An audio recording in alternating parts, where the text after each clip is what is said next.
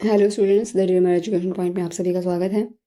आज हम class 6 English की बुक पूर्वी का चैप्टर करने वाले हैं, यूनिट 4। और यूनिट 4 में जो हेडिंग है वो है स्पोर्ट्स एंड वेलनेस, यानी इस यूनिट के अंदर आपको स्पोर्ट्स और वेलनेस से रिलेटेड चैप्टर मिलने वाले हैं। आज के चैप्टर का नाम है चेंज ऑफ हार्ट, यानी कि हार्ट का चेंज होना। चैप्टर रीड करने से पहले एक एक्टिविटी गिवन है, पहले ये एक्टिविटी पढ़ लेते हैं। विच गेम और स्पोर्ट्स डू यू प्ले? आप कौन सा गेम और स्पोर्ट प्ले करते हो? आप वहाँ पे इसका नाम लिखना है, किसी एक गेम का। और आपको नेक्स्ट क्वेश्चन में लिखना है कि विच गेम और sports do you play for fun? आप कौन सा गेम जो है फन के लिए खेलते हो? तो आप इसमें जो लोकल गेम्स होते हैं लाइक हाइड एंड सीक हो गया, मार्बल्स हो गए, फ्लाई काइट, कुछ भी ऐसे गेम जो है वो आप फन के लिए ही खेलते हैं, ठीक है। तो उनके आपको नाम लिखने हैं। विच गेम और sports do you play for competition? Competition के लिए आप क्या खेलते हो? क्रिकेट, फुटबॉल, ठीक है, बैडमिंटन, टेनिस, ये सब हम कॉम्पिटिशन के लिए खेलते हैं। How do you feel when you win और लूज? जब आप जीत जाते हो या हार जाते हो तो आपको कैसा फील होता है?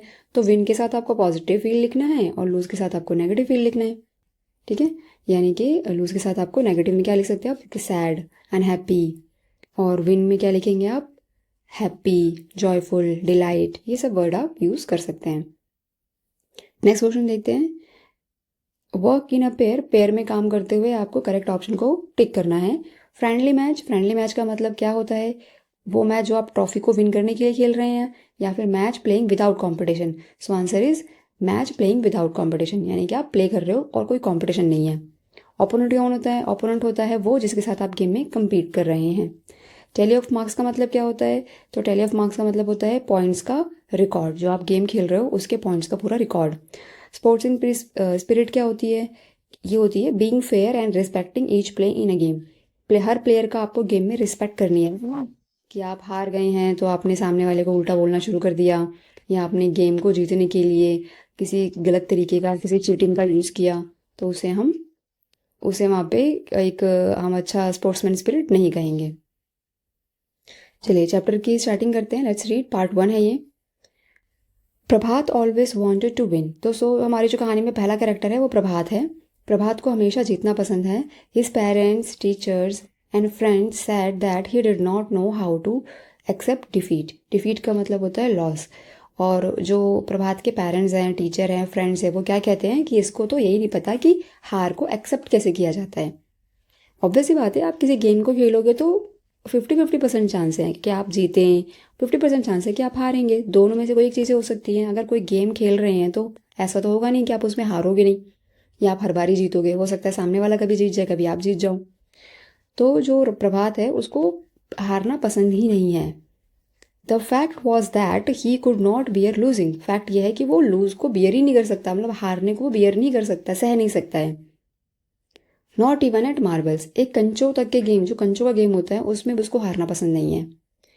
He felt so good when he win, ठीक है, वही वॉन, जब वो जीत जाता है तो उसको बहुत गुड फील होता है। That he never wanted to give up that feeling, इतना उसे अच्छा लगता है कि वो उस फीलिंग को कभी गिव अप नहीं करना चाहता। On a contrary, on a contrary का यहाँ पे मतलब है जस्ट उसका अपोजिट, ठीक है। Losing made him feel terrible, जब वो हार जाता है तो वो बड़ा टेरिबल यानी कि बहुत अनहैप्पी फील करता है। He thought that losing was the worst thing that could happen to anyone. वो क्या सोचता था? वो सोचता था कि हारना जो है ना, वो सबसे वर्स्ट थिंग है, सबसे बुरा अगर कुछ हो सकता है तो वो किसी गेम में हारना हो सकता है। यानी वो इस चीज़ को एक्सेप्ट नहीं कर रहा है कि हारना और जीतना दोनों ही बिल्कुल इक्वल चांस होते हैं उसके, ठीक है। नेक्स्ट पैरा पढ़ते हैं। If Prabhat sense that he would lose a game he would not play it, he would take part only when he was sure of winning, even if the game lasted only for a minute. प्रभात कभी, अगर प्रभात को sense हो जाता था ना, प्रभात ये sense कर लेता था कि वो इस गेम में नहीं जीत सकता, तो वो उस टाइप के गेम को खेलता ही नहीं था। जैसे मान लो कि आप फुटबॉल में अच्छे नहीं हो, तो आप क्या करोगे? आप ऐसा तो नहीं कि आप वो खेलोगे ही नहीं कभी लाइफ में। लेकिन प्रभात को लगता था कि जिस गेम में मैं अच्छा नहीं हूँ ना, वो मुझे खेलना ही नहीं है, क्योंकि मैं उसमें जीत नहीं पाऊंगा, तो वो ऐसे गेम को खेलता ही नहीं था। When he was sure of winning, even if the last game lasted only for the year. You could not stop him from playing the kind of games he was really good at, like badminton. और वो, आप उसे किस game में नहीं रोक सकते थे? आप उसे ये बैडमिंटन में नहीं रोक सकते थे, क्योंकि बैडमिंटन उसका बहुत अच्छा गेम था, उसे बैडमिंटन बहुत पसंद था, तो वो बैडमिंटन में वो हमेशा जीतता था, तो हम उस गेम में उसको नहीं रोक सकते। नेक्स्ट है A new student joined Prabhat's school and his name was Surya. So the Surya is second character in the story. First character is Prabhat and the second character is Surya. तो कहानी के अंदर दो ही character हैं, सूर्या और प्रभात. तो सूर्या जो दूसरा बच्चा है इसने प्रभात के स्कूल को ज्वाइन किया है. Surya was an excellent badminton player. अब सूर्या क्या है, सूर्या भी एक बहुत अच्छा बैडमिंटन प्लेयर है. Prabhat waited for the last Friday of the month. Prabhat हमेशा वेट करता था मंथ के लास्ट फ्राइडे का. अब क्यों वेट करता था भाई, क्या ऐसा मतलब ऐसा क्या था कि उसको वो बच्चा जो है उसको वेट कर रहा है वो फ्राइडे का. Last Friday was significant. This was when the coach conduct friendly matches in the game period. तो जो लास्ट फ्राइडे होता था वो इसीलिए इम्पॉर्टेंट था, सिग्निफिकेंट का मतलब इम्पॉर्टेंट लिखा हुआ है, क्योंकि जो कोच होते थे, ठीक है, जो गेम वाले कोच होते थे वो एक फ्रेंडली मैच ऑर्गेनाइज करते थे गेम पीरियड में. The team was decided on Monday. Monday को टीम डिसाइड हो जाती थी और ध्यान रखिएगा कि फ्राइडे को मैच होता था. तो टीम के पास प्रैक्टिस करने के लिए जो 4 days है उसका टाइम होता था. And it was no surprise when Prabhat and Surya were chosen to play a round against each other. अब यहाँ पे क्या हुआ कि टीम बनी, और जो टीम बनी उसमें प्रभात और सूर्या, मान लीजिए यहाँ पे ए टीम है और यहाँ पे बी टीम है. यहाँ पे प्रभात को चूज किया गया और यहाँ पे सूर्या को चूज किया गया, और ये जो थे रिस्पॉन्सिबल थे अब यहाँ पे अपनी टीम को जिताने के लिए, गोल करने के लिए. Prabhat was given the responsibility of keeping score for their matches. On one hand Prabhat prepared for the match with great seriousness. ध्यान रखिएगा, अब जो प्रभात है वो उसने बहुत ही सीरियसनेस के साथ प्रिपरेशन स्टार्ट करी. Surya on the other hand seems relaxed. जो सूर्या था ना वो रिलैक्स लग रहा था. आप देख रहे हैं दोनों के बिहेवियर में कितना चेंज है. एक जो है वो बहुत सीरियस है, एक थोड़ा सा रिलैक्स्ड है. Not taking the things seriously at all. और ये जो था वो सूर्य जो था वो थिंग्स को सीरियसली नहीं ले रहा था. ही वॉक अबाउट द. तो हमने यहाँ पे बिहेवियर देखा थोड़ा सा कि सूर्य जो है वो थोड़ा सा चिल मोड पे है, ज़्यादा सीरियसली चीज़ों को नहीं ले रहा. He walk about the whole time. वो पूरा टाइम घूमता रहता था, स्माइल करता रहता था, जोक क्रैक करता रहता था सारी चीज़ों के बारे में. बट जब फ्राइडे आया at the badminton court, Surya was a real phenomenon. Phenomenon का मतलब होता है someone who has special qualities. तो जब गेम स्टार्ट हुआ, जब फ्राइडे का गेम स्टार्ट हुआ, तो जो सूर्या था ना उसका बिहेवियर ही थोड़ा सा डिफरेंट था. He won points again and again. वो बार बार पॉइंट्स जीतता जा रहा था. Laughing and joking all the time. और वो गेम खेलते हुए ऐसा नहीं था कि बहुत सीरियस हो गया है, हंस रहा है, मजाक कर रहा है वो दोस्तों के साथ, और वो गोल्स पे गोल्स करता चला जा रहा है. However Surya was paying so little attention to the match that Prabhat managed to change the scoreboard while his opponent was looking elsewhere. अब देखिए सूर्य जो था ना वो इतनी ज़्यादा अटेंशन नहीं दे रहा था कि हर एक प्लेयर क्या कर रहा है.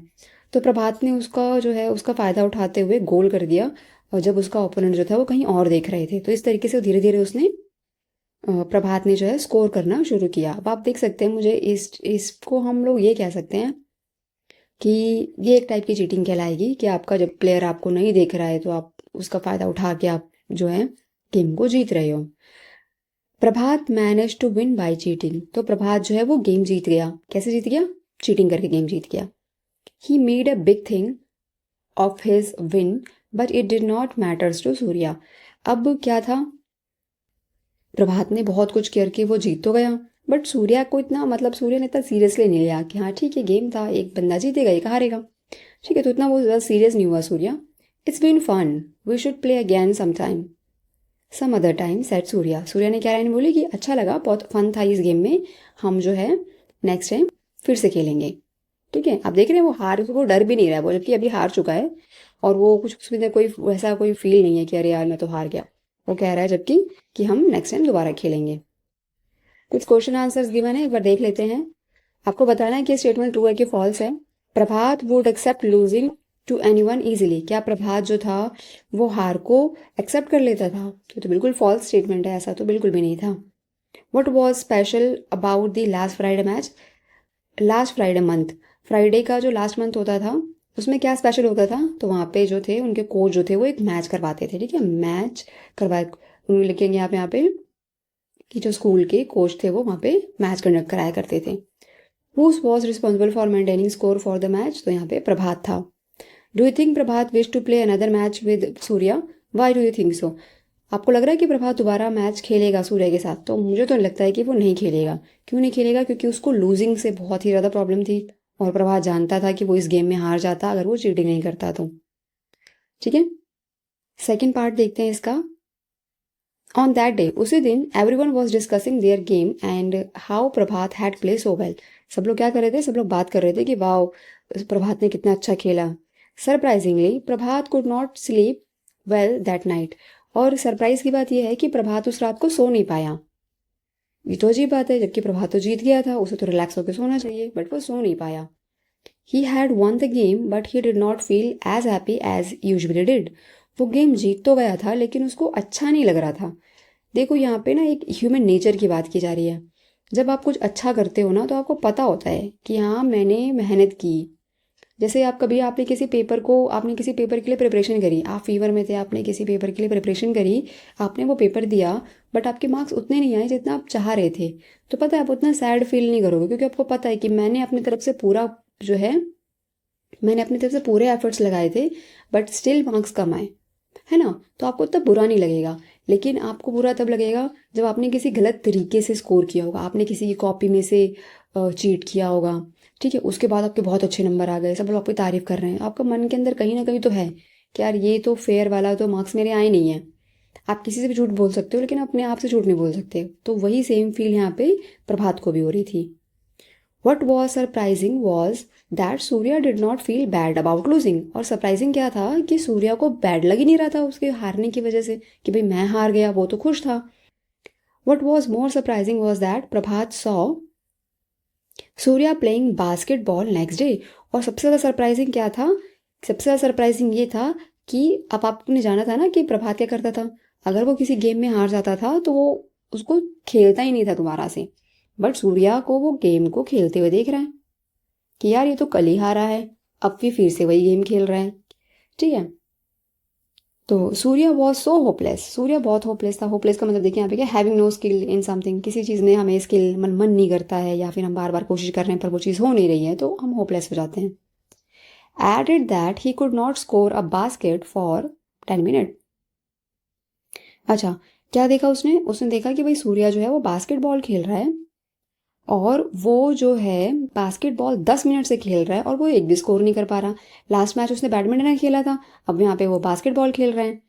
Yet he enjoy playing the game, he is happy smile never left his face. उसने क्या देखा कि ये तो दूसरा गेम भी खेल रहा है जबकि ये स्कोर भी नहीं कर पा रहा, उसके बाद भी 10 मिनट से ये खेले ही जा रहा है और इसके फेस पे सैडनेस नहीं है, ये हैप्पी फेस के साथ खेल रहा है।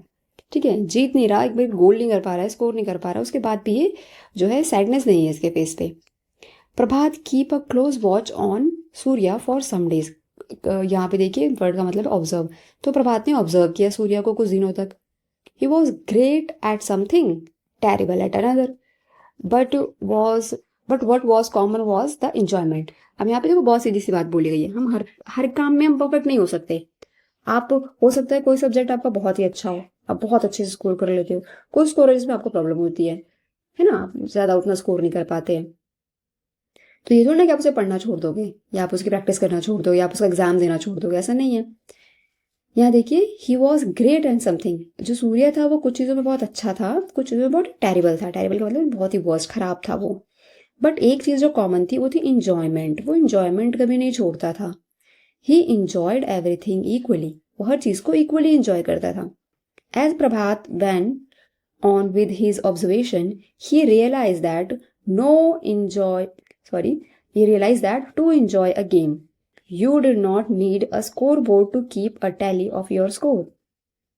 अब देखो, प्रभात कुछ चीजें सीखा। प्रभात ने कुछ चीजें सीखी किससे? सूर्या से। क्या सीखा उसने? कि इंजॉय अ गेम। ठीक है, एक गेम को एंजॉय करने के लिए आपको स्कोर बोर्ड को चलाने की नीड नहीं है।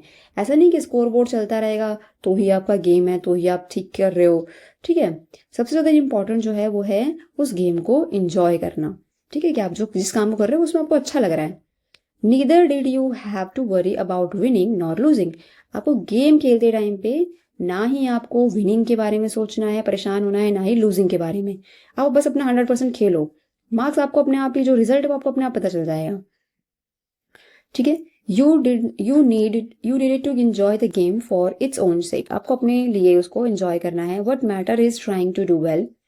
मैटर क्या करता है कि आप अच्छा करो। And enjoying every moment of it, और हर जो गेम का मोमेंट है उसको एंजॉय करो। Prabhat learn something through the observations every day. ठीक है, तो प्रभात को अच्छा लग रहा था, उससे वो कुछ सीख रहा था, तो हर दिन वो उसको सूर्य को देखता था और कुछ ना कुछ सीखता था। Soon realising that change in himself. ठीक है, कुछ रियलाइज करने के बाद उसके अंदर कुछ चेंज आया। वही है ना, चैप्टर का नाम है चेंज ऑफ हार्ट। तो मतलब यहाँ पे देखिए इस टाइप का चेंज आया है। आगे देखते हैं। He had even begin playing hide and seek and felt sad whenever it was about to end. अब उस बच्चे ने, प्रभात ने, हाइड एंड सीक जैसा गेम खेलना शुरू कर दिया, और जब वो गेम खत्म होता था तो उसको दुख भी होता था कि यार ये गेम कैसे खत्म हो गया, थोड़ा और खेलना था।